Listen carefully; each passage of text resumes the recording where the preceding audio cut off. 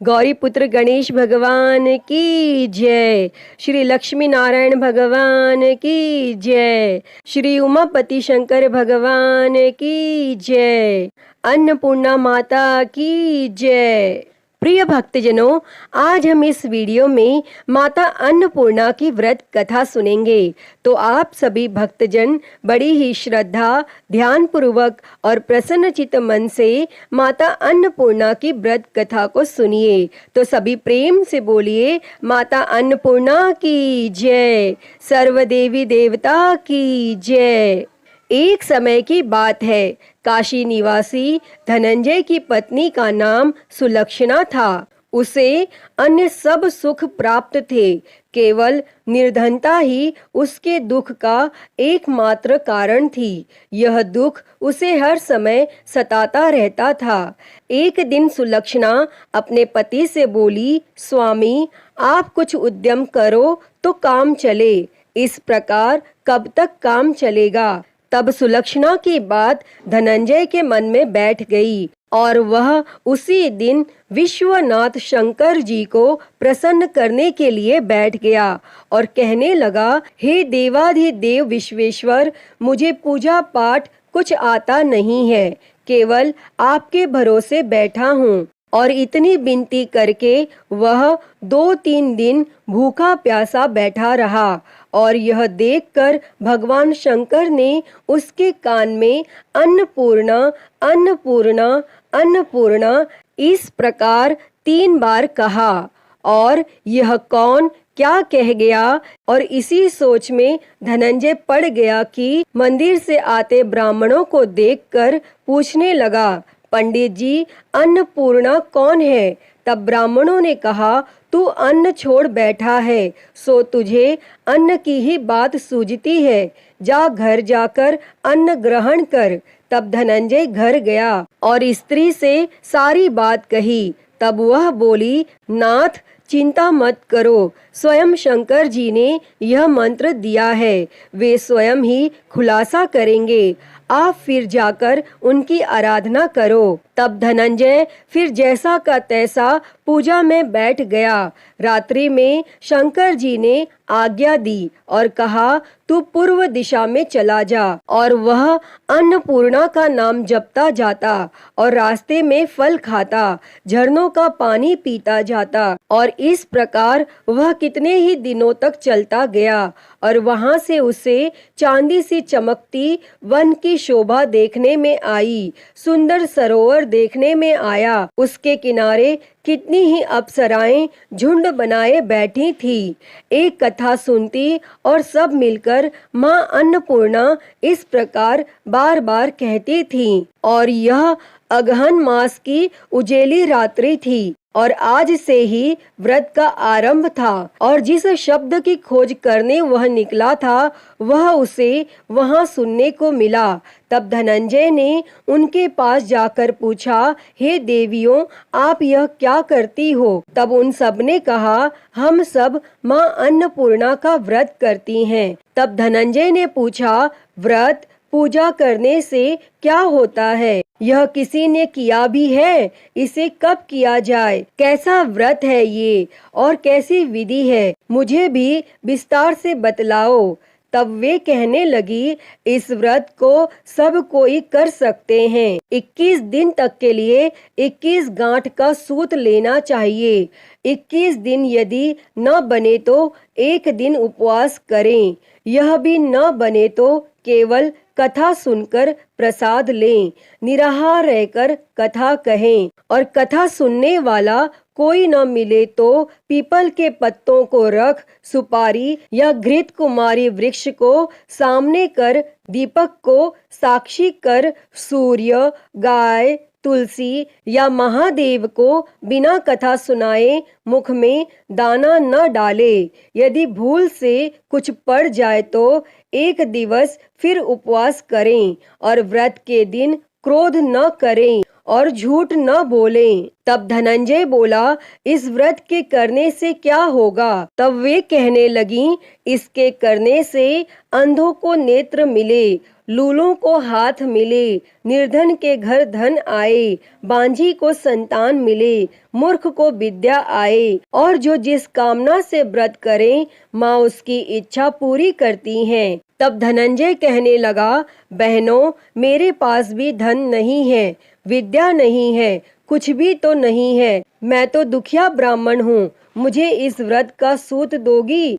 तब वे कहने लगी, हाँ भाई, तेरा कल्याण हो, हम तुम्हें अवश्य देंगे, ले इस व्रत का मंगल सूत्र ले। तब धनंजय ने व्रत किया और व्रत पूरा हुआ।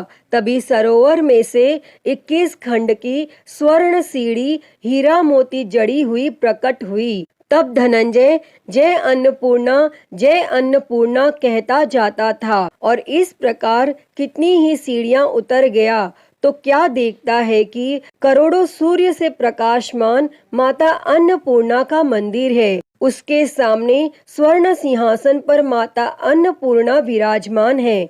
सामने भिक्षा हेतु शंकर भगवान खड़े हैं। देवांगनाएं चंवर डुलाती हैं, कितनी ही हथियार बांधे पहरा देती हैं।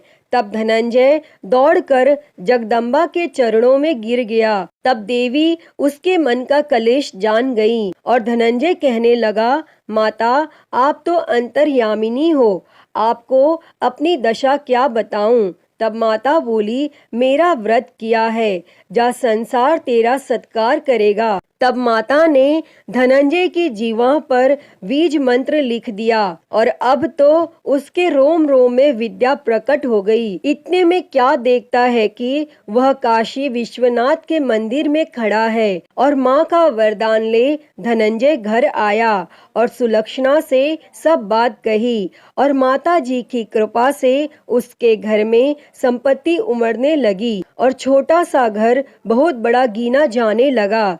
जैसे शहद के छत्ते में मक्खियां जमा होती हैं और उसी प्रकार अनेक सगे संबंधी आकर उसकी बड़ाई करने लगे और कहने लगे, इतना धन और इतना बड़ा घर, लेकिन सुंदर संतान नहीं तो इस कमाई का कौन भोग करेगा? क्योंकि सुलक्षणा से संतान नहीं है, इसीलिए तुम दूसरा विवाह करो। तब अनिच्छा होते हुए भी धनंजय को दूसरा विवाह करना पड़ा और सती सुलक्षणा को सौत का दुख उठाना पड़ा। इस प्रकार दिन बीतते गए।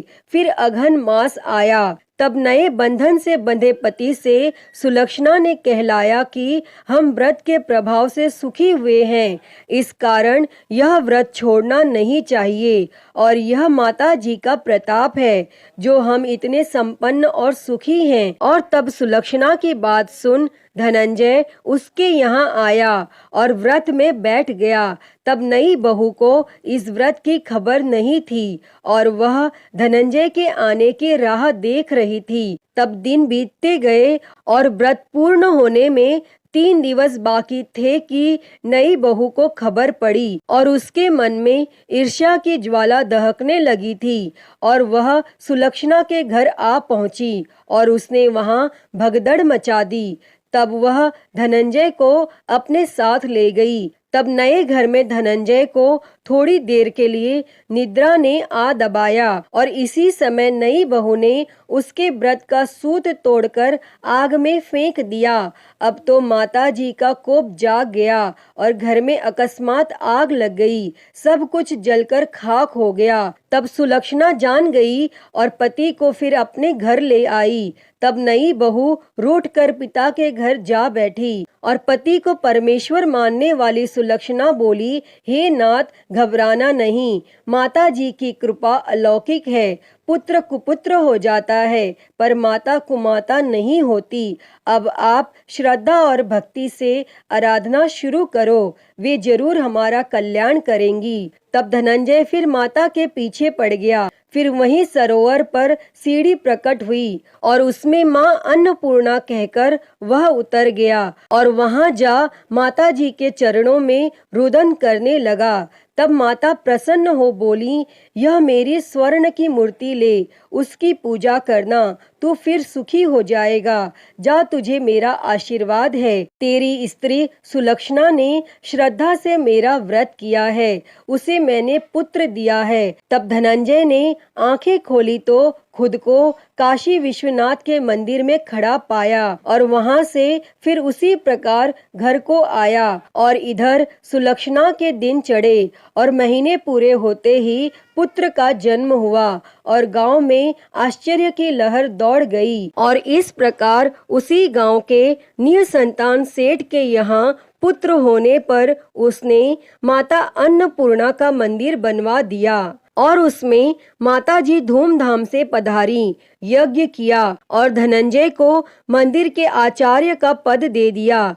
जीविका के लिए मंदिर की दक्षिणा और रहने के लिए बड़ा सुंदर सा भवन दिया। तब धनंजय स्त्री और पुत्र सहित वहां रहने लगा और माताजी के चढ़ावे में भरपूर आमदनी होने लगी। और उधर नई बहू के पिता के घर डाका पड़ा, सब लूट गया। वे भीख मांगकर पेट भरने लगे और जब सुलक्षणा ने यह सुना तो उन्हें बुलावा भेजा और उन्हें अलग घर में रख लिया और उनके अन्न और वस्त्र का प्रबंध कर दिया। तब धनंजय, सुलक्षणा और उसका पुत्र माताजी की कृपा से आनंद से रहने लगे। अतः ही माता अन्नपूर्णा, जैसे आपने धनंजय और सुलक्षणा के भंडार भरे, वैसे ही इस कथा को कहते, सुनते और हुंकारा भरते सबके भंडार भरना। सभी के जीवन से गरीबी दूर कर उनके जीवन में धन संपत्ति और सुख समृद्धि देना।